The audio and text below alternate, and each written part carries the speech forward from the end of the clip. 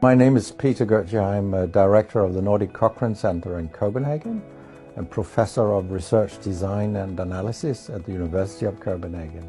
2 years ago, I found out that our prescription drugs are the third leading cause of death after heart disease and cancer.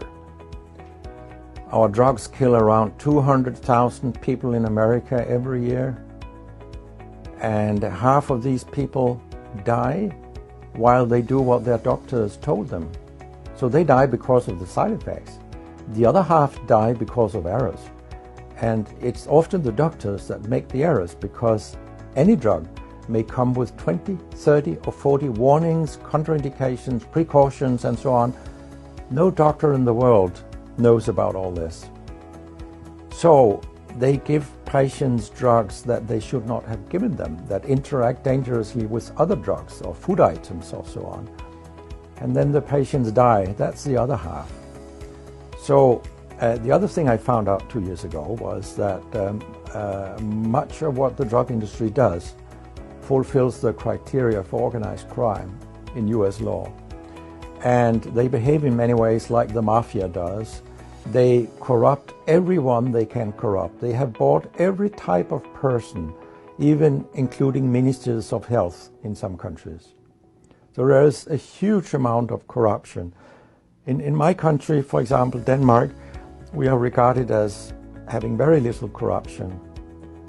But yet we have thousands of doctors on industry payroll, although we are just 20,000 doctors. So this is an effective kind of corruption. The drug industry buys the professors first, then chiefs of department, then other chief physicians and so on. They don't buy junior doctors. So when several thousands are on industry payroll, it's really, really bad. And that's why I wrote my book, Deadly Medicines and Organized Crime, How Big Pharma Has Corrupted Healthcare. I hope to convince patients not to take so many drugs, because so many die from the drugs they take. In my country, people take so many drugs that every single citizen can be in treatment with 1.5 drugs from they are born till they die. This is incredible. And drugs are not that helpful. And they kill very many of us. We know that. That's why drugs are the third major killer after heart disease and cancer. So what we need in the coming years is to take far fewer drugs than what we do currently.